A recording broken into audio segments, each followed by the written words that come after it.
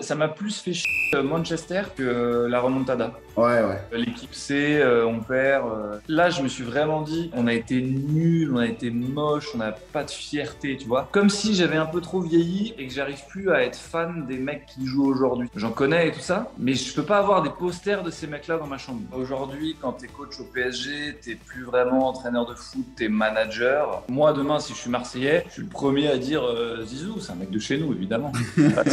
Et ça m'a saoulé. Et je vais me te dire un truc, Mbappé lui-même, je pense que ça l'a saoulé. Kylian, à la fin, il savait qu'il avait trop joué, il avait hâte que ça se termine, quoi. Salut tout le monde, c'est Colin et c'est pas une call interview. On est dans le nouveau format de la chaîne, ça s'appelle Raconte ton foot. Plein de célébrités qui n'ont rien à voir avec le football vont nous rendre visite pour parler de foot. J'ai choisi le top invité pour le faire, c'est Paul de Saint-Cernin. Et je vous en dis plus un petit peu sur comment ça va fonctionner, comment vous allez découvrir les choses avec Paul et moi. Ça va être plutôt marrant, on va passer un bon moment ensemble. Paul, comment tu vas mon ami? Ça va ou quoi? Le top invité, t'abuses un peu. Mais ça me... Il faut mentir aux gens, sinon ils vont partir. Ouais, c'est vrai. Ça va ou Bon, quoi? Paul, comment tu vas? Ça va, la vie est belle? Ça va, mon gars, la vie est belle. J'espère juste que Neymar va pas partir de Paris, mais sinon, ça va. Ah, ça te fait peur? Franchement, ouais. Ouais. Je te raconte une mini-histoire. Il y a 12 ans, il y a un site qui s'appelait Dailymotion, qui était concurrent de YouTube, qui a lancé la première chaîne de sport sur Internet, ça s'appelait le Daily Sport. Moi, je présentais une émission tous les jours dessus. Et à la fin de chaque émission, contre l'avis de mes rédacteurs en chef, je mettais une petite vidéo de ce Brésilien qui jouait à Santos et qui foutait la misère à tous ses adversaires. Et je me suis dit, ce gars-là, quand il va venir en Europe, ça va être un truc de ouf. Tous mes potes, ils me disaient, mais t'es malade, il va tomber sur des Mascherano, des Cambiasso, il va se faire bouffer, ton petit. Il est arrivé au Barça, il s'appelle Neymar, il a tout tué. Et quelques années plus tard, 4-5 ans, enfin voilà, bref, il arrive en bas de chez moi, à Porte de Saint-Cloud, au Parc des Princes. C'est genre le plus beau jour de ma vie. Je vais le voir, je le check, machin. Enfin voilà, truc de malade. Et au final, je suis un peu déçu et j'espère qu'il ne va pas partir. Donc, tu as checké Neymar quand même? Ah, j'ai checké Neymar. J'ai fait Ney. Il a fait comme ça avec son clin d'œil. C'est incroyable que tu aies eu l'opportunité de faire ça. Pour les honteux qui ne te connaissent pas, on va faire une petite présentation rapide, tu sais, CV efficace. Tu mets du rythme comme font les footeux à l'entraînement. Vas-y. Nom. De Saint-Cernin. Prénom. Paul. Profession. Humoriste. Club de cœur. Paris Saint-Germain. Vas-y, je te donne quelques minutes pour me dire pourquoi le Paris Saint-Germain, c'est ton club de cœur. Parce que je suis né à Paris, j'ai grandi à Paris, j'ai toujours vécu à Paris. Voilà, j'ai habité en bas du Parc des Princes pendant des années. En plus, j'ai de la chance, fin d'adolescence, au moment où Paris est devenu un club immense en Europe. Et aujourd'hui, je travaille avec le Paris Saint-Germain. Donc, tu vois, la boucle est bouclée, c'est dur de ne pas être supporter. Je suis à tous les matchs depuis 10 ans, sauf période Covid. Et du coup, forcément, en conséquence, le club que tu détestes. Je vais te surprendre. Je ne déteste pas de club. En tout cas, si tu veux, l'OM, j'ai rien contre Marseille. Tu vois, je suis archi content. On va me traiter moi de footix, hein, c'est pas grave, mais je suis archi content que Marseille soit en Ligue des Champions. Je pense que c'est un club qui mérite de représenter la France. J'ai envie que des investisseurs étrangers arrivent. J'ai envie que ça devienne un très, très, très grand club européen. Et j'ai envie qu'il y ait des classiques Paris-Marseille, Marseille-Paris. Et qu'on voit évidemment que Paris gagne à la fin. Mais j'ai pas de club que je déteste. Putain, peut-être si je réfléchis 5 minutes, je vais trouver. Mais là, j'ai rien qui me vient en tête comme ça. T'as pas l'UFC Barcelone, par exemple, n'occupe pas une place particulière dans ta tête? En fait, je vais te dire un truc un peu trop romantique, hein, mais quand tu kiffes le foot, c'est très dur de détester Barcelone. Vraiment, c'est très dur. Mais sur les dernières années, surtout les supporters du Paris Saint-Germain, ils ont tendance à me répondre un peu le Barça parce qu'il y a la petite guéguerre, tu sais, transfert, pas transfert, élimination, remontada, tout ça, tu vois. En vrai, j'aime bien qu'il y ait ces histoires-là à raconter. J'aime bien que le Barça il fasse des pieds et des mains pour nous péter Verratti et que l'année d'après, on prenne Neymar. J'aime ce truc-là. Ça anime un peu ça me fait marrer, tu vois. Ouais. Mais de là à être dans la détestation, non. D'accord. Donc, ça n'a pas basculé non plus. Tu n'as pas eu de haine pour le Real Madrid quand ils ont essayé de prendre Mbappé? Franchement, non. En plus, toi et moi, on doit avoir sensiblement le même âge. Quand on est jeune, le Real, c'est galactique et tout. C'est Makelele, il y a des France. Enfin, tu vois, je ne suis pas supporter de Madrid, je m'en fous. Mais détester le Real, c'est dur, tu vois. Modric, Benzema, Zizou, Ancelotti. Détester le Real, c'est dur de détester. Je comprends. C'est bien, tu aimes le foot. Tu es un vrai amoureux du foot. C'est beau, ça. Ah, c'est ça, mon gars. Aujourd'hui, on est fan de footix. Je joue 3-4 fois par semaine depuis, depuis 20 ans, quoi. J'ai jamais arrêté. Il y a une rumeur qui dit que tu es pas mal au foot. C'est les rumeurs, faut pas écouter les rumeurs. Il y a des rumeurs qui disent que Mbappé joue au Real. Non, mais il faudra quand même qu'un jour, j'aille vérifier ça de mes propres yeux parce qu'il y a quand même des rumeurs qui tournent autour de toi comme quoi tu es pas mal. Avec plaisir, mon gars. Il y a un petit jeu qui est sympa. Toi, En gros, pour parler foot comme ça pourrait durer. ouais, je vois que tu passes un bon moment. Je vais devoir te foutre dehors, mais c'est pas grave. Le prototype du joueur parfait. En gros, je te donne 5 caractéristiques et tu me dis à chaque fois à quel joueur ça te fait penser et en gros, le nom du joueur chez qui tu as envie ces caractéristiques-là. D'accord? Okay. L'apparence physique. Et je comprends muscle, corps, tête, coupe de cheveux, tout. Edinson, le speaker du parc, quand il fait « Et but du Paris Saint-Germain ». Inscrit par le numéro 9, El Matador. El Matador, gros, je trouve que quand il enlevait son maillot à la fin des matchs et qu'il sortait du terrain, il avait une dégaine, frère. Cheveux longs mouillés, petit bandeau. Il était en V comme ça, tout tracé. Il avait couru 12 km dans le match, il n'était pas fatigué. Il sourit, il était hyper gentil avec les enfants. En même temps, il avait le regard noir, dur du mec qui n'est pas là pour rigoler. À Edinson, il y a un délire. Il y a un délire sur Edinson Cavani. On va pas se mentir. C'est vrai qu'il a un flow. Et deuxième, Vas-y. David Beckham. Il a un truc aujourd'hui, maintenant qu'il est plus vieux, il a un truc de mec swag tout le temps. Quelle que soit sa coupe, quelle que soit ses tatouages, son look, son truc. Ouais, Beckham, il est flex, tu vois. Il est pas trop vulgaire, il est classe, tu vois. Moi, c'est comme Georges Clooney, lui, il est encore plus beau que quand il est vieux, que quand il est jeune. Ouais. Il y a un délire avec Beckham. Je pense que sa femme l'a beaucoup fait aussi. Comme quoi, tu vois, derrière tout grand homme, il y a une femme. Ouais. Beckham aujourd'hui. Mais dans les joueurs actuels, Eddie. Ouais, d'accord. Je ne m'attendais pas à lui, mais c'est bien, Eddie. J'avoue, là, tu me l'as bien décrit. T'aurais dit qui? Franchement, je trouve que. Alors, c'est à des années-lumière de ce que je suis, parce que moi, je suis un mec très t-shirt au my goal bleu, classique, tu vois. Ouais. Mais j'aurais bien aimé avoir l'audace d'oser des styles à la Memphis Depay, par exemple, tu vois. Ok. Je capte le mec, il est chaud. Je ne mettrais jamais ce qu'il met. Je ferais jamais bling-bling comme ça. Mais je trouve que peu importe où il passe, le gars, il ne fait jamais tâche. Pourtant, il est différent de tout le monde. Il est stylé. Ouais, j'aime bien le bonhomme. Quand tu as dit apparence physique, tu sais, j'imagine, tu vois, n'importe quel maillot que tu mets sur Cavani. Ouais, ça sera stylé. Quand il sort du couloir, tu te dis, waouh, le maillot, il est beau. Tu sais, il est bien porté. Il y a un délire, tu vois. Ah, mais ça, il y a un peu Cristiano, il a ça quand même. Cristiano, il a un peu ça, mais trop pour moi, j'ai du mal. Même Sergio Ramos, il a ça aussi. Ramos, il a un peu ce truc-là. Ouais. Vas-y, j'enlève. Ma réponse, c'est pas Memphis Depay parce que vraiment, le critère, c'est apparence physique. Je mets Sergio Ramos. Ok. Non, je capte très bien Sergio Ramos, beau gosse, tout. Même quand il met un costume, quand il arrive à Paris, je me suis dit, c'est un daron, tout. Mais Eddie, il y a le truc où c'est pas travaillé, où c'est lui-même. Ouais. Il a enfilé le maillot, il a mis un serre-tête. Il n'a pas fait attention à son tatouage, à son machin. Eddie, il met un truc et il est flex, tu vois. Je kiffe ce mais c'est une très bonne réponse, j'avoue. Edinson Cavani, je ne l'ai pas vu venir. C'était une très, très bonne réponse. Le talent pur de joueur de foot. Neymar. Je croyais que tu allais dire Athènes. Non, mais Neymar, vraiment, hein. Neymar, il peut éliminer qui il veut quand il veut. Ouais, c'est vrai. Qui il veut quand il veut. Maintenant, malheureusement, il a moins le coup de rein, il a moins le truc. Mais Neymar, en termes de dribble, de talent, de gestes inventés, de trucs, pour moi, numéro 1, à égalité avec Ronaldinho. Ronaldinho, pour moi, pareil, un mec qui joue avec le sourire et qui dribble des mecs dans l'ultime but de juste les dribbler, quelle beauté, des passes du dos, des trois sombreros sur le même mec contre Bilbao. Ouais. Pourquoi? On ne sait pas, mais il le fait. Enfin, un délire, quoi. Il tient sur ses jambes en plus, il n'est pas que technique, il est physique aussi. Ronaldinho, talent brut, 100 sur 100. Neymar, 100 sur 100. Ceux qui répondront Messi, tu ne peux pas leur en vouloir, Messi est trop fort. C'est juste que moi, ça me fait un peu moins vibrer que les deux que je viens de te citer. Mais Messi, si tu me dis talent, tu es obligé de mettre Messi pas loin derrière. Ouais. Si je devais en choisir un entre Neymar et Ronaldinho, je pense qu'instinctivement, je répondrais Ronaldinho parce que j'ai rêvé, j'étais plus jeune.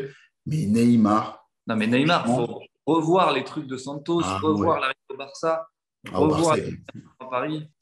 Vraiment, c'est ça. Hein. Vraiment, c'est ça. Au Barça, il y a son but, je crois, c'est Villarreal, là, où il fait une espèce de sombrero sur le mec. Là. Wow. Même, il y a une finesse, il y a un truc dans chaque geste. Non. Mais si c'est du talent, mais tu sais, c'est que de l'efficacité, tu vois. C'est pas du spectaculaire. Enfin, c'est pas du spectaculaire. Je m'en veux, je retire ça. Messi, en fait, c'est ouf de dire ça. Mais Messi, son dribble, c'est le crochet. Ouais, voilà. C'est juste qu'il le fait mieux que n'importe quel footballeur dans l'histoire du football, son crochet court. Mais son dribble, c'est gauche-droite, revenir à gauche avec des feintes de corps. Et alors que Neymar va te faire un truc chaloupé derrière la jambe. Ouais. suivi d'un truc, ça passe entre deux mecs par-dessus, arc-en-ciel. Il y a un truc de spectacle, c'est ça que tu veux dire et je comprends. Ouais, exactement. Pour autant, mais c'est ce qui fait le but contre Arsenal où il fait le petit piqué, le petit sombrero au-dessus d'Almunia et que ça, personne ne sait le faire. Ça, c'est de la technique pure. Hein. Ouais. Ouais. Mais non, je sais pas. Comme ça, tu m'as dit talent, j'ai pensé Neymar, Ronaldinho. Voilà. Ok. Maintenant, je vais dire argent. Et quand je dis argent, je pense voiture, maison, toute la panoplie. Le joueur qui représente le mieux ça dans mon esprit. Ouais. Je sais pas, Cristiano Ronaldo. Ouais, moi aussi, je dirais ça. Ouais, parce que la série Netflix sur sa femme, il nous a déjà fait visiter sa maison dans des reportages. Je sais pas pourquoi je dis lui, alors que ça doit pas être le seul, loin de là, mais. Ouais, c'est un homme d'affaires aussi. Il présente quand même le bling bling, quoi, avec son diamant, son truc. Maison, voiture, il est. Ouais. Cristiano Ronaldo. On va rentrer dans le pimenté un peu. La femme. La femme de footballeur? Ouais, le mec, tu l'envies pour sa femme, sa petite vie de à la maison tranquillement. J'avais vu la femme de Kevin Trapp. Ah oui. Je me demande si c'est pas Isabelle Goulart, non? Un mannequin brésilien, Victoria's Secret, que j'avais trouvé magnifique. Isabelle Goulart, c'est bien elle. Ouais, c'est ça. Hein. Et je tape Isabelle Goulart sur Google, enfin, femme de Kevin Trapp sur Google, et je tombe sur une déclaration Isabelle Goulart avec Kevin, nous faisons l'amour 4 fois par semaine. Et Psartek. Hein. Comment on dit en anglais? Psartek? Ouais, Psartek, comme on dit en anglais. D'accord. Moi, je t'avoue qu'il y a un petit truc quand même pour Antonella. Ouais, en fait, moi, le côté, c'est ma femme depuis que j'ai 14 ans. On a tout connu ensemble. Ouais, c'est mignon, tu vois. Je suis d'accord, il y a un délire, il y a la petite famille, les enfants et tout. Ouais. C'est hyper stylé. Je suis d'accord avec toi. Franchement, alors tu vois, il y en a plein qui fantasment et tout, et on ne va pas laisser place à tous les propos qui sont tenus. Mais avec elle, je trouve qu'il y a un côté respect, tu sais. C'est Madame Messipas, bonjour madame. Ouais. C'est pas, oh, qu'est-ce que je raimerais, tu vois. En fait, je la mets pas dans la catégorie wags. Tu vois, les Anglais, quand ils s'appellent wags. Elle, c'est pas une wag, en fait. C'est la femme d'un grand joueur avec qui il a des enfants. Il a fondé une famille et il rentre à la maison. Et ils font les devoirs des enfants, ils font à manger. Je la vois comme une mère de famille. Je trouve ça trop stylé. Non, je suis d'accord avec toi. Ouais, c'est plus ça qui me fait rêver, moi. Ouais, ils ont l'air j'ai ça à la maison, donc je suis content. Je ne vais pas me plaindre. Donc, j'ai la vie rêvée. Ce sera mis dans la vidéo. Bravo, tu as gagné. Bravo. La dernière question, on va se marrer un peu. Les coronesses, le mec qui ose les trucs les plus fous, qui est le plus en mode je m'en bats les tutes et tout, tu vois. Là, je te dirais Diego Simeone parce qu'il a montré ses coronesses. Non, le joueur qui a le plus d'audace, de cran. Nous, on a grandi avec les Gattuso, les Cambiasso, les Marano. Mais Corones, c'est pas forcément être dur et méchant sur le terrain. Pas forcément. Tu vois, genre quand Benzema, le match contre City, le match de ouf, ça fait tout le monde marque. Il met sa panenka. Moi, j'appelle ça des Corones, tu vois. J'appelle ça des Corones. Après, il ne reprend pas les Corones, Benzema, donc c'est dur de dire lui. C'est dur, les Corones. Mais attends, parce que comme tu dis, il y a plusieurs façons d'avoir des Corones. Par exemple, j'estime que Ronaldinho, il avait des Corones. Tout le monde lui disait, essayait de lui dire quoi faire. Et il a dit, les gars, je m'en fous, je fais ce que je veux. Je fais mon temps et je me bats. Et il l'a fait. Exactement. Ouais. Zlatan. Moi, pour ça, je dirais Gareth Bale. Gareth Bale. Il a débarqué au Real et il est venu pour jouer au golf, le gars.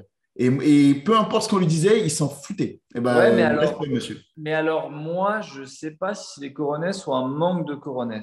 Tu vois, je prends l'exemple d'Hatem Ben Arfa. On va dire, il a des Corones, s'en bat les couilles, il ne baisse pas son froc, il sait qu'il est plus fort que tout le monde, il s'embrouille, il dit ce qu'il pense. Moi, je pense que quand tu t'auto-sabotes comme ça, c'est que parfois, tu as peur de vraiment aller te confronter aux gens et de voir vraiment ton niveau parce que tu crois tellement, on t'a tellement dit que tu étais fort que tu te dis, c'est bon, je reste sur cette image que j'ai et je ne vais pas aller vraiment faire les efforts pour me confronter à peut-être un manque de Corones au final que de s'auto-saboter pour ne pas réussir.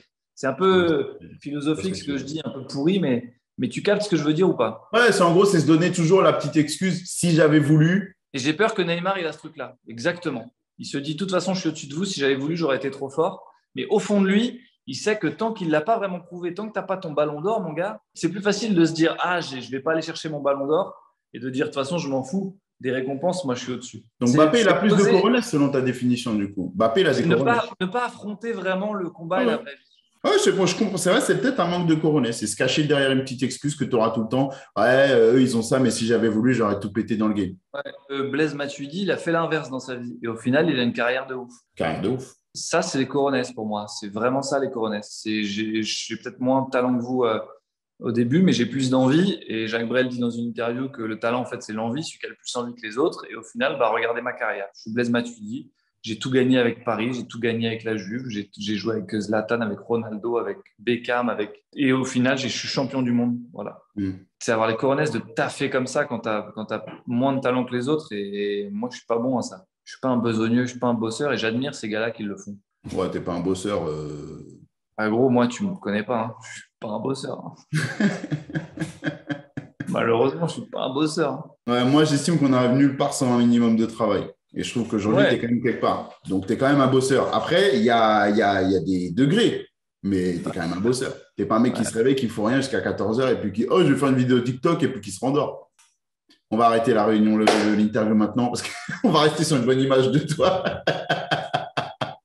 Bon, comme je t'ai dit, c'est le premier épisode. Alors, tu as la chance que voilà, je t'offre un peu de liberté. Alors, c'est pas grave, on va continuer à parler de foot comme ça avec toi, ça me fait plaisir. La prolongation de Mbappé, le côté un peu événement, on garde en haleine comme une bande-annonce un petit peu pour un film. Tu vois, moi, j'attendais le nouveau Jurassic Park. Bah, la prolongation de Mbappé, je l'ai vécu de la même façon, tu vois. Un coup, on nous lâche une petite info, c'est un nouveau trailer, une nouvelle bande-annonce, machin. J'ai encore plus envie de voir le jour où ça va sortir, tu vois. Ça te gave, ça? Ou au contraire, toi, tu trouves que c'est du piment? Bah, dans la prolongation de Mbappé, déjà, il n'y a pas la musique. Ils Ça auraient pu manque. la mettre. Moi, je vais être honnête, à la fin, j'étais saoulé. Ouais. D'ailleurs, j'ai pas mis un tweet, j'ai pas mis un truc. Franchement, je voulais pas participer à tout ce truc. Un jour, les mecs, ils disent ça, le lendemain, ils disent ça. Je trouve que le journalisme en a pris un coup. Maintenant, bah, en fait, ils entendent un collaborateur d'un mec qui bosse au PSG, au marketing. Et ça fait office d'information. C'est le travail, je ne reproche pas ça, mais du coup, moi, de l'autre côté, en tant que mec qui reçoit les infos, bah, en fait, j'y accorde beaucoup moins d'importance et ça m'a saoulé. Et je vais même te dire un truc, Mbappé lui-même, je pense que ça l'a saoulé. Je pense que Kylian, à la fin, il savait qu'il avait trop joué, il avait hâte que ça se termine, quoi. Mais tu Tu vois ce vois, que je toi, veux dire? tu fais partie de ceux qui croient qu'il a joué. J'ai pas envie d'être naïf et de penser que il a été hyper sincère, qu'il a pas un petit peu habillé le truc. Mais j'ai vraiment l'impression, moi, que ça a changé. Qu'au départ, Ah, c'était Real, après PSG, Real, PSG, qu'il a vraiment hésité. moi, je suis d'accord avec toi. Moi, je pense qu'il avait choisi le Real et que Paris a dit c'est pas possible et que du coup ils ont réussi à le faire changer d'avis. Hein. Je te dis pas qu'il y a que l'argument financier qui a fait la diff parce que je pense pas en vrai. Mais je pense que lui-même ne savait pas. Qu'il y a même parfois des gens qui nous disaient c'est bon, on sait où il va et que lui-même n'avait pas fait son choix. Ça, c'est mon avis. Bon, il y a deux sujets que je veux te mettre, que je veux te proposer. Tu me dis duquel tu veux parler. Le Vas-y. premier, c'est l'arrivée de Galtier au PSG. L'autre sujet que je te propose, c'est le sujet équipe de France avec la petite guéguerre, Mbappé, Le Gret, sponsoring. Galtier, ça Vas-y, te on dit? va pour Galtier. On va pour Galtier. Alors déjà, on a entendu plein de choses, comme quoi il n'avait pas l'étoffe pour gérer un club comme le Paris Saint-Germain. Messi n'allait jamais respecter Galtier. Bref, on a entendu plein de choses, soit que Verratti, Neymar, tout ça. Toi, est-ce que tu penses que déjà le monsieur, il a l'envergure pour gérer un vestiaire comme celui du Paris Saint-Germain? Moi, je pense que aujourd'hui, quand tu es coach au PSG, tu n'es plus vraiment entraîneur de foot, tu es manager. Ça veut dire que tu dois te faire respecter. Maintenant, pourquoi Galtier se ferait moins respecter que Emery, Tourelle ou Blanc? Je veux dire, des entraîneurs que Messi et Neymar vont écouter comme s'ils écoutaient leur père, il n'y en a pas beaucoup. Il y a peut-être Pep Guardiola, Ouais, il y a peut-être Jürgen Klopp aujourd'hui, il y a Zinedine Ancelotti. Zidane, Ouais, Luis à son passé de joueur, ouais.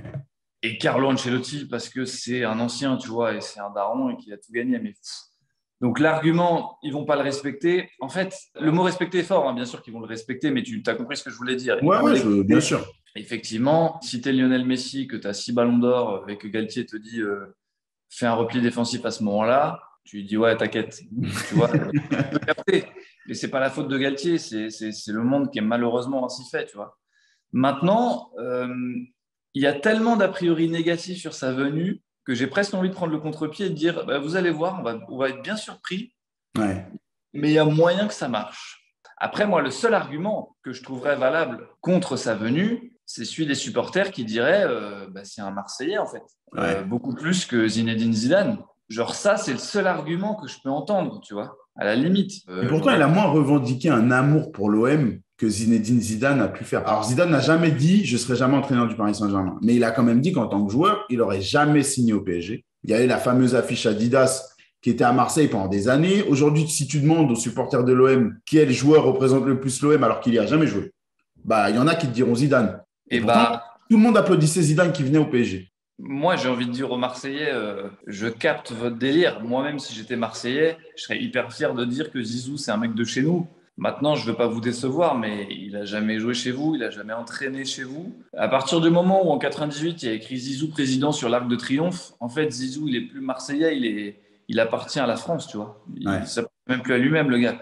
Il représente la France, en fait. Donc, il était sur l'Arc de Triomphe à Paris. Il n'est pas plus Marseillais, malheureusement, qu'il n'est Français. Donc... Mais je capte. Moi, demain, si je suis Marseillais, je suis le premier à dire Zizou, c'est un mec de chez nous, évidemment. Non, mais tu vois ce que je veux dire. Ouais.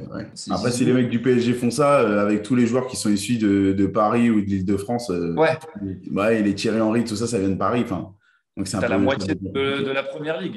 Le moindre joueur obscur de Crystal Palace, il a grandi quelque part en Île-de-France, tu vois. Donc, c'est vrai. Donc, du coup, le projet mis en place par le Paris Saint-Germain, là, avec Galtier, entre guillemets, tête d'affiche, avec Campos qui revient et qui met des joueurs un peu plus au charbon, un peu moins bling-bling, comme disait Nasser, tu crois que ça peut se faire et tu crois que ça peut marcher? En vrai, j'en sais rien, mais j'ai trop hâte. Enfin, je suis curieux. J'ai du mal à me dire, ces mecs-là vont mettre ce projet-là en place. Et toi, tu me dis que tu arrives à y croire, toi? Non, mais gros, déjà, laisse-moi rêver, frère. Déjà, t'as cassé mon délire, déjà. Ça me casse les couilles dès le matin. Désolé. Et deuxième chose, j'ai envie de croire que c'est le moment. Après, moi, non. Le projet Campos, on revient à la base du football, on met le pied, on tacle, on a le short plein de boue. Entre guillemets, j'ai jamais cru à ce délire-là, dans le sens où t'expliques pas à un mec qui a 35 piges et qui a joué toute sa carrière d'une certaine manière, comment maintenant il doit jouer. Enfin, il change pas, le mec. Évidemment qu'il change pas. Et ça, j'en suis tout à fait conscient. Mais je suis sûr que si tu fais un gros milieu bien solide, pourquoi devant Mbappé, Neymar, Messi, ça ne mettrait pas but sur but? Tu vois, je pense qu'on a trop fustigé ces mecs-là parce qu'on voit des images un peu choquantes qu'on n'est pas habitué à voir d'un mec qui marche sur un repli défensif. Ouais, mais gros, il l'a toujours fait, il le fera toute sa vie et c'est comme ça. Malheureusement, c'est pas Mané, c'est pas Salah. Neymar, Messi, c'est des mecs, leur taf, ils savent ce que c'est jouer avec le ballon, mais sans ballon, ils le font pas. C'est pas leur problème. Tu vois. Mais je persiste à croire que si tu as un gros milieu derrière, devant, on va se rendre compte que en fait, ils sont forts, Messi, Neymar et Mbappé. Gros, ils sont forts. Moi, j'ai envie de rêver avec toi. J'ai pas envie de te casser le monde. Tu vois, je te fais un peu. Ouais, non, c'est vrai que tu m'as. Mais je vois, tu frémis. Non, je frémis, mais évidemment, je frémis. Je suis un amoureux du foot, tu vois. Je frémis, évidemment, j'ai envie de te croire quand tu me dis tout ça. C'est juste qu'aujourd'hui, l'équipe qui gagne la Ligue des Champions, c'est Benzema. Et Benzema, il a beau avoir l'âge qu'il a, le short, il ressort, il est plein de boue, tu vois. Et je me dis, mais s'il a pu gagner la Champions depuis 2015, c'est peut-être pas pour rien. Il a toujours marché. Peut-être que le foot du mec qui marche, ça n'existe plus aujourd'hui pour gagner, tu vois. City, ça fait les derniers carrés. Ça court partout. Liverpool, ça court partout. Real Madrid, ça court partout. Le PSG, ça court pas partout et ça s'arrête en quart. Là où tu as tout à fait raison. C'est devenu très vrai depuis quelques années. C'est qu'aujourd'hui, l'équipe qui gagne, c'est souvent celle qui court le plus. Et tu vois, je déteste les stats, mais il y en a une qui marche quand même, c'est celle des kilomètres parcourus. Tu te rends compte, si tu fais une moyenne de 100 matchs, que 99 fois, c'est l'équipe qui aura le plus couru qui aura gagné le match. Et c'est un truc qui peut vraiment nous desservir. Maintenant, un match, ça se gagne quand même au milieu de terrain. Et cette année, malheureusement, et sans faire injure à ceux on n'avait pas un grand milieu de terrain. Ouais. Contrairement, pour reprendre ton argument, à l'équipe qui gagne la Ligue des Champions, le milieu de terrain, c'est Casemiro, Kroos, Modric, que tu veuilles ou non. C'est niveau plus qu'international. Les mecs qui rentrent en jeu quand ils peuvent, c'est Valverde quand il n'est pas sur le côté droit et c'est Camavinga. Ouais. Et voilà, et Benzema qui décroche beaucoup et qui est à la construction et à la finition, en fait, tu as 5 milieux de très, très, très, très, très, très, très, très haut niveau et bizarrement, tu gagnes la Ligue des Champions à la fin, quoi. Bon, prochain sujet, Ballon d'Or, où je te relance sur l'équipe de France. Zidane en équipe de France, bonne ou mauvaise idée? Lequel tu veux? Bah, en vrai, si je dis Ballon d'Or, on va le régler en un mot. Ah, j'ai des arguments pour toi. Ah, vas-y, ça m'intéresse. Bon, tu me dis, tu vas le régler en un mot. Pour toi, le mot, c'est Benzema. Ouais, je vois pas comment tu peux ne pas le donner à Karim Benzema cette saison. Mais si tu as des arguments, ça m'intéresse. Non, Alors, mais attends. Avant même que tu me donnes tes arguments, toi-même, au fond de toi, tu penses que qui va l'avoir? moi, si je peux voter, je vote Benzema. Ah, ok, d'accord. Au moins, il faut le dire aux gens parce que si tu me défends pendant 10 minutes que c'est pas Benzema, il faut qu'ils sachent quand même que tu penses que Ouais, Benzema. non, je le donne à Benzema parce que Voilà. pour l'amour du jeu, j'aime bien que ce soit Benzema, que depuis le temps, je trouve qu'il le mérite et je trouve qu'il a charbonné d'une manière tellement impressionnante pour changer son jeu et devenir le meilleur, que ce soit en termes de leader, en termes de charisme, de technique, bref, buteur et tout, je trouve qu'il a été incroyable. Et ça montre encore plus ce qu'il a fait sous Cristiano Ronaldo, comme il s'est sacrifié sous Ouais, Cristiano. mais c'est une petite intro qu'il fallait que tu fasses pour pas que tu te fasses insulter dans les commentaires après. Moi, je me ferai insulter, mais vas-y, c'est bon, c'est le revers de la médaille. Du coup, alors je te donne mes arguments pour lesquels c'est pas Benzema. Tu as le droit de me couper et de répondre quand tu veux. Ok. Bon, alors, il y en a plein qui l'ont enlevé parce qu'il n'a pas gagné la finale. Mais moi, je pense naturellement à Sadio Mané. Je trouve qu'il est quand même sous-évalué par rapport à ce qu'il fait à Liverpool, parce qu'on parle tous de Salah qui est le meilleur buteur tous les ans. Mais je trouve quand même que des buteurs, on en a. Je pense que tu peux en trouver. Des mecs d'équipe qui font briller une équipe en étant réguliers et aussi efficaces tout le long, il n'y en a pas beaucoup. Je t'avoue, Benzema, il rentre dans cette case-là. Mais Mané y est aussi. Donc déjà, ce n'est pas un -1. La deuxième, c'est que sur le plan international, et c'est là que je pense qu'il grappille des points par rapport à Benzema, et j'ai parlé avec Bounassar, il me dit dedans l'importance qu'un mec comme Mané a au sein du groupe Sénégal, et je ne pense pas que Benzema en soit là. Alors, je ne suis pas dedans, mais je ne pense pas que Benzema en soit là. Et Mané, aujourd'hui, je considère que qualifier le Sénégal pour la Coupe du Monde, dans ces circonstances-là, c'est plus fort que gagner la Ligue des Nations avec l'équipe de France et le groupe qui est en équipe de France. Parce que même sans Benzema, et je risque de me faire taper, je ne mets pas une pièce sur l'équipe de France qui ne gagne pas la Ligue des Nations. Mais bref, voilà mes arguments. J'écoute les tiens. Je suis un grand fan de Sadio Mané. J'adore la finesse de son jeu, j'adore son caractère. Sa gentillesse aussi. Enfin, c'est un bête de mec, vraiment, c'est un super joueur. Maintenant, le Ballon d'Or récompense le meilleur joueur sur la saison qui vient de s'écouler. Sadio Mané a remporté la CAN. Il a été un grand artisan de la victoire. Le symbole, c'est qu'il tire le dernier penalty et machin. Bravo.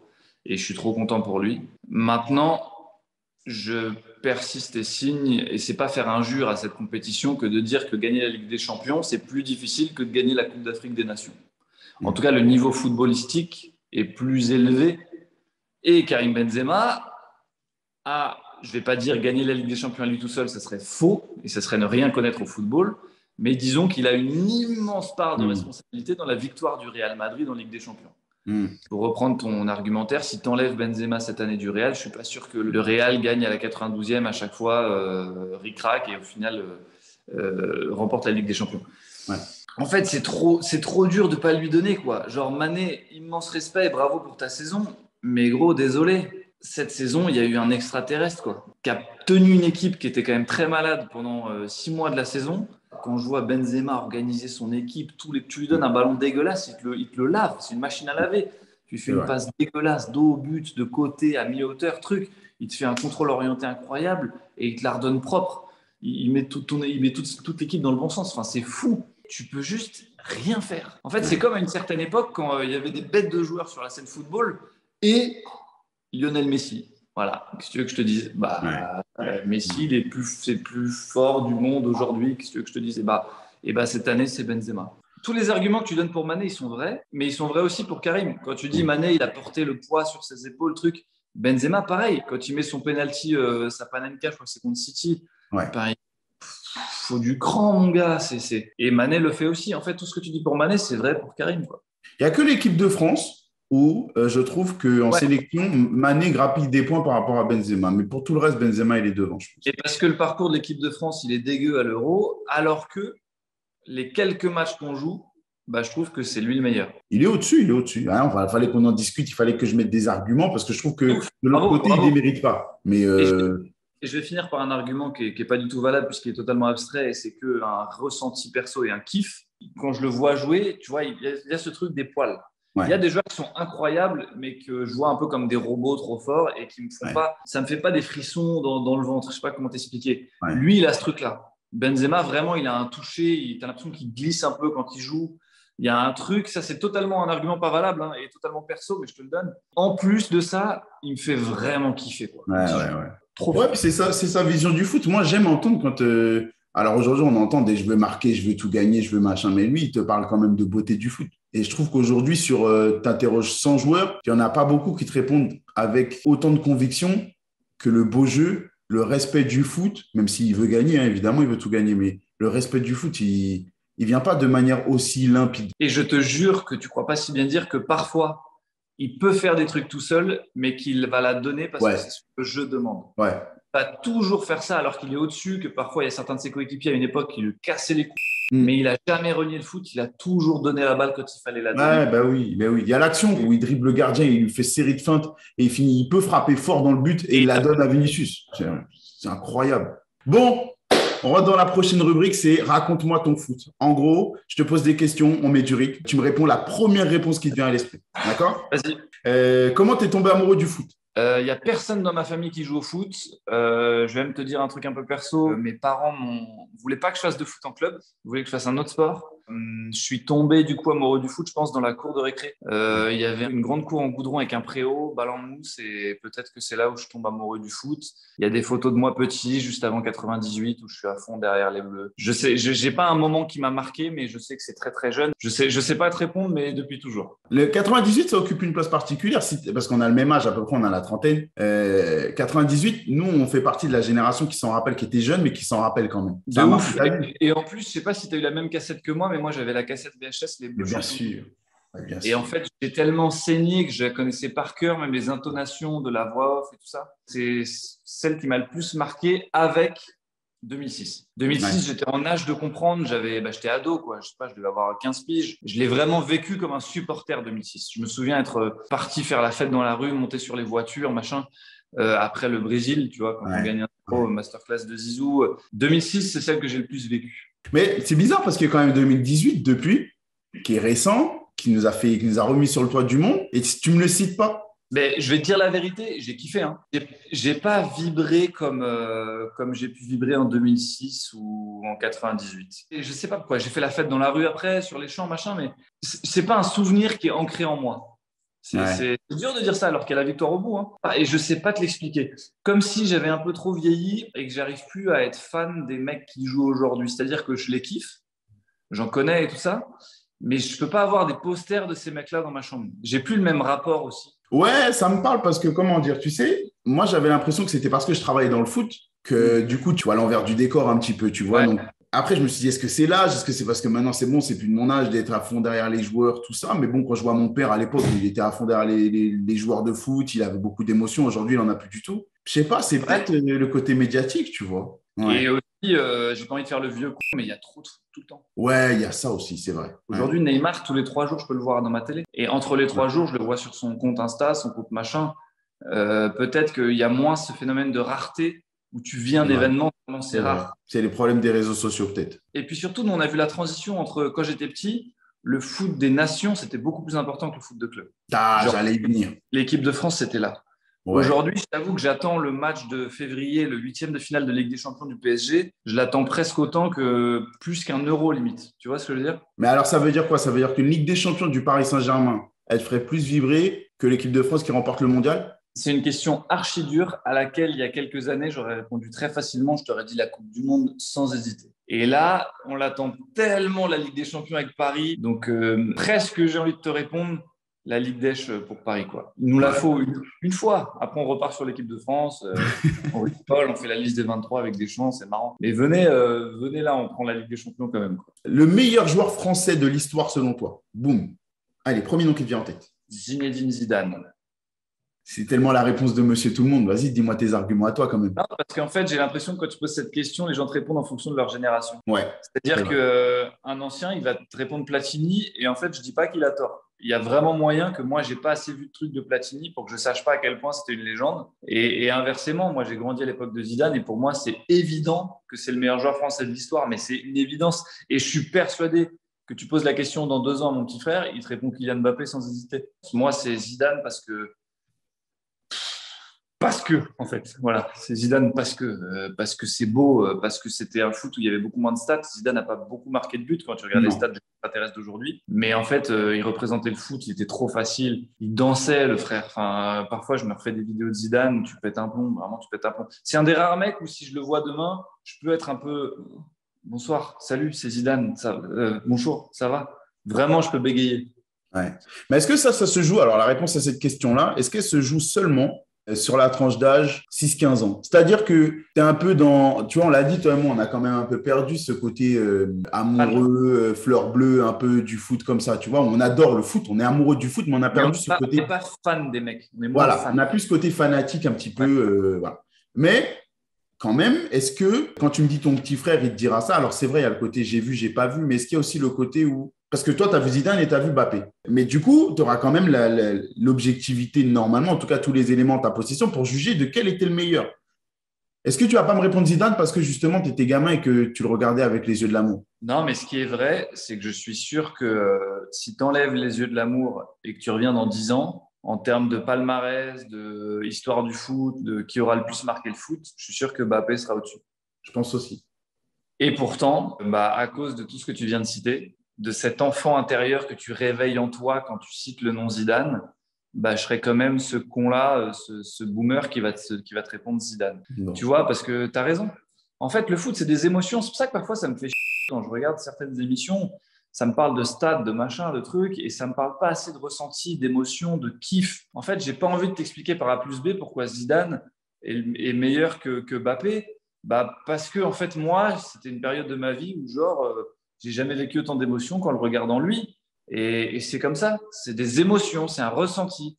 Maintenant, si dans 10 ans, tu me reposes la question et je dois te répondre froidement comme si j'étais un robot qui n'avait pas d'émotion, sûrement que Mbappé aura beaucoup plus marqué l'histoire du foot. D'accord. Ta première rencontre avec un joueur connu, c'était qui? Éric Carrière.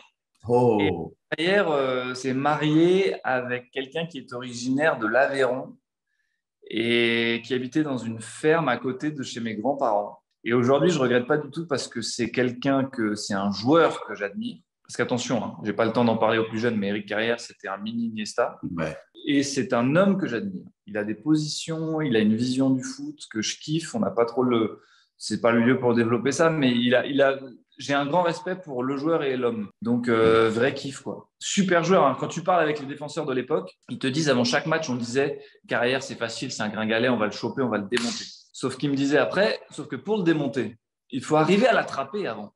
Et Carrière, tu n'arrives pas à l'attraper sur un terrain. Parce qu'il a déjà anticipé une demi-seconde avant toi ce qu'il fallait faire. Et en plus, il est vif. Donc, tu ne le chopes pas. Donc, pour le boiter, il faut le choper avant. Ouais. Et tu ne le chopes pas. Ouais. Champion de France avec Nantes 2001, ouais, c'est ça. C'est avant l'épopée lyonnaise, je crois. Et après, tous les titres de Lyon, quoi. Ouais. Il est dedans. 2001, Nantes, tu as raison. Autant ouais, c'est ça. Monaco 2000, Nantes 2001, Lyon 2002. Ouais, c'est ça. Ouais, non, j'avoue, franchement, j'adorais ce joueur. Je le détestais parce qu'il n'était pas au Paris Saint-Germain, mais j'adorais je l'ai détesté parce que j'aimais la qualité du joueur. Une anecdote folle avec un joueur de foot. C'est mon anecdote folle avec Hatem Ben Arfa où j'ai la chance de En fait, c'est le joueur de mon enfance. Il est gaucher. Ouais. Sport, machin, bref. Je ne sais pas comment t'expliquer ça, mais je le kiffe. Des années plus tard, il est invité sur Téléfoot un soir de classique, donc de Paris-Marseille ou de Marseille-Paris. Et je me dis, c'est mon soir, les gens ils vont s'abonner pour regarder le match. En plus, il y a Hatem en plateau. Vraiment, ça va être une pète de soirée. Je vais sortir des vannes, tout, on va rigoler. Il arrive, en loge, on commence à rigoler, il me parle du Jamel Comedy Club. Vraiment, on rigole, bon délire. Je me dis, c'est bon, l'émission, elle est dans la poche, ça va être trop cool. Sauf qu'il est très pote avec Mathieu Bonnemer. Ils sont tous les deux en plateau. Et à un moment, ils font les gamins. Il y en a un qui dit dans l'oreille de l'autre, viens. Dès qu'il parle, on rigole pas, on le regarde comme ça tout droit. Et c'est trop marrant en vrai, sauf que les gens devant leur télé, ils le savent pas et ils le font vraiment à l'antenne, ces cons-là. Et du coup, je fais bide sur bide. Dès que je dis un truc, il tourne, il me regarde comme ça. Et c'est hyper gênant. Et à la pub, il vient me voir, il me dit ah gros, on t'a bien dit, t'as vu, tu fais des vannes, gros, on rigole pas, non. Et ils s'éclatent dans leur délire de gamin, tu vois. Et ils m'ont l'émission et en gros ça reste un bon comme un mauvais souvenir quoi. Je fais des vannes aux joueurs de mon enfance et en plus il se fout de ma gueule et il fait exprès de pas rigoler. Enfin, c'est un souvenir très bizarre avec un joueur de foot quoi. Ouais, c'est l'anecdote elle est marrante. Et depuis J'ai vécu 2-3 aventures avec toute l'équipe, Nico Douchez, Clément Chantôme, Mathieu Baudemer, Benoît Chéroux. Ouais. On a eu l'occasion de vivre aussi des petits trucs sympas, mais le truc qui m'a marqué, c'est Athènes, je crois. Le souvenir le plus douloureux que tu as vécu dans le football? Alors là, tu m'as dit que tu es fan du Paris Saint-Germain, donc normalement, il y a de quoi réfléchir, mais il y a aussi l'équipe de France, il y a Zidane. Donc là, normalement, pendant l'interview, tu m'as donné tous les éléments pour que tu aies au moins 5 à 6 choix. Je vais te raconter un truc nul, un peu, mais qui me concerne perso, ça tu le mets ou pas. J'ai mis du temps à être inscrit en club, j'ai beaucoup joué, et un jour, mon père est venu me voir jouer, et je me blesse tout seul. Oh. C'est-à-dire, pour une fois qu'il vient, je le saoule avec le foot depuis des années, il vient me voir, et je me fais une cheville tout seul comme un schlag, et je sors en boitant comme une merde. Et je me dis, putain, donc c'est ça, mon père il vient me voir une fois, et c'est ça que je vous montre, qu'est-ce que je suis naze. Et ça, c'est un truc un peu qui me reste en tête, mais bon, rien à voir avec le foot, quoi. Maintenant, le souvenir le plus douloureux, il y a de grandes chances que je te réponde comme tous les supporters parisiens, la remontada. Mais ça me ferait chier de dire comme tout le monde. Mais c'était quand même un peu drôle parce que j'étais avec mon meilleur ami qui est un malade devant les matchs de foot, casse la tête. Et là, il est parti au moment du but de Sergi Roberto. Et en fait, il était venu chez moi regarder le match avec un de ses potes que je connaissais moins bien, tu vois. Et il est parti et on s'est retrouvés, son pote et moi, chez moi. Et on se regardait comme ça. Et on se disait, salut, je vais y aller. OK, salut. Tu vois, à un moment hyper gênant. L'autre, il nous a jamais rappelé. Et on l'a pas eu pendant 3 jours au téléphone, quoi. Et du coup, aujourd'hui, quand j'en parle, c'est marrant. Mais sur le moment… ah ouais. Ouais, gros délire, quoi. Après, j'ai pas pleuré. Ça m'a pas atteint personnellement trop, moi. J'ai réussi à rester un peu détaché du truc. T'as pas eu de dégoût du foot pendant quelques jours? C'est pas moi qui joue. Non, en fait, moi, j'ai un côté, comme je joue beaucoup, ce qui est important, c'est quand moi, je suis acteur du truc, quoi. Quand je joue au foot à mon tout petit niveau amateur mais je joue tellement beaucoup que ça me touche. Je sais pas si tu vois ce que je veux dire. Ouais, je comprends. Pas ce truc-là. Peut-être que je suis pas un vrai supporter, je sais pas. Mais j'ai pas ce truc où ça m'atteint moi, personnellement. Pourtant, je t'avoue qu'aujourd'hui, je suis plus un vrai suiveur de Tottenham que du Paris Saint-Germain parce que je t'avoue que je me reconnais plus trop dans le PSG d'aujourd'hui, QSI et tout. Mais j'aurais toujours un attachement au club. Et la remontada, elle m'a dégoûté du foot. Ah ouais? Ouais. Franchement, j'ai mis du temps. Quand je te dis dégoûté du foot, c'est du foot que je regarde à la télé. Mais franchement, ouais, j'ai eu… En fait, ça ne servait plus à rien de regarder le foot, quoi, tu vois. Mon pote, il a pu regarder jusqu'à la prochaine Ligue des Champions, phase finale, donc février. Ouais, un peu ça, hein. Il a pu regarder un match de Paris. Ouais, ça m'a plus fait chier Manchester que la remontada. Manchester United. Ouais. L'équipe C, on perd. Là, je me suis vraiment dit, on est nuls. On était prévenus, on était trucs, et on a été nuls, on a été moches, on n'a pas de fierté, tu vois. La remontada, je me suis dit, c'était un truc un peu hors du temps. Ça nous tombe dessus, c'est historique, c'est pas réel, tu vois. Il y a un côté un peu, putain, on a fait ça, c'est fou. Mais Manchester, c'était juste, le mot, il est dur, hein, minable. Tu vois ou pas? Ouais. Genre vraiment minable. Ouais. J'ai honte, quoi. Tu vois, ce truc un peu naze. Ils sont réservistes, ils n'ont même pas de nom sur leur maillot. Ils viennent taper chez nous alors qu'on est prévenu, qu'on a déjà vécu la remontada, qu'ils n'ont même pas de nom sur leur maillot. Non, mais gros, ils sont pas bons cette année-là, United. Tu connais pas cette anecdote où c'est genre la boutique du PSG qui floque les maillots de Chong c'est incroyable. Des petits jeunes de Manchester tellement ils n'ont pas de maillot. Et là, je me dis, la honte. Là, je me dis, on donne des buts. C'est terrible. Rashford, il a jamais mis un penalty de sa vie, il le tire, il le met en lucarne, des trucs. Je me suis dit, flemme. Tu sais, la tête basse, quoi. Vraiment la honte, quoi. Ouais. Mais je crois que cette année aussi, tu sais, le Real Madrid, si c'est pas Benzema, j'ai un dégoût encore plus important que ce qu'il a été là. Parce que là, franchement, prendre 3 buts en… je crois que c'est un temps record presque. Cette année-là, ouais, c'est terrible. C'est terrible. Alors qu'on joue pas trop mal pendant un match et demi. Ouais. C'est terrible. Surtout au match aller, on doit les bouffer en vrai. Mais moi, je relativise parce que le Real, ils refont ça derrière 2 fois. Ouais. Ils font Chelsea, ils font City. Je me dis, en fait, c'est pas que nous. Parce que pendant 2 semaines, j'ai entendu, PSG, on n'a pas de mental, on est faible, on est vraiment un paillasson. Non, c'est pas que nous. Il y a plein d'autres équipes paillassons, alors il n'y a pas que nous. C'est vrai. Oh, Paul, merci, mon ami. Je suis trop content d'avoir répondu à tes interviews, surtout que j'ai vu en un an comment la call interview a pris une place importante dans le paysage footballistique. Waouh. Et toi-même, tout seul, avec tes petits Zoom et tes petits Google Meet, aujourd'hui, tu as réussi à faire parler des mecs différemment. Et c'est un peu aussi mon envie, moi, c'est de montrer beaucoup l'humanité des joueurs et de parler un peu moins foot avec eux. Et tu arrives à le faire trop bien. Et du coup, c'est un honneur pour moi de répondre à tes questions aujourd'hui. Wow. Voilà. Bah, je suis bien content d'être black. Ça se voit pas, mais je rougis fort. Non, mais je me serais pas fait dire tout ça si je le pensais pas. Donc, ouais, je sais que tu es sincère et ça me touche d'autant plus. Donc, merci mon ami. Et puis, bah, je suis content de lancer ce nouveau format avec toi. J'espère que ça connaîtra le même destin. Mais en tout cas, j'ai passé un bon moment et je t'avoue que j'ai pas eu l'impression de bosser. Donc, c'est top. Pareil, on n'a pas bossé là. On n'a pas bossé. Non. Toi, tu as bossé avant avec les thèmes et tout. Moi, j'ai parlé foot avec un pote. Ça, c'est top. Manquait plus que le verre, mais ce serait abusé, je crois. Donc, on n'a pas pris. Ouais, Paul, je te souhaite une bonne fin de journée. Et puis, bah, le spectacle, hein, bientôt, là. Le spectacle, ouais, normalement, on en parle beaucoup pendant la Coupe du Monde en novembre et puis on le joue juste après. Bon, bah, je serai là. Premier à qui je le dis, voilà. Wow, l'honneur. Bah, je serai là. Je vais venir te voir. Je vais venir avec ma petite dame, on va venir. Oh, c'est gentil. C'est gentil. Bon courage à toi d'ici là et puis on kiffe la Coupe du Monde ensemble. Merci, mon gars. Ciao. Bisous. Prends soin de toi. Lâche pas. Ciao. C'est gentil. Merci. Ciao.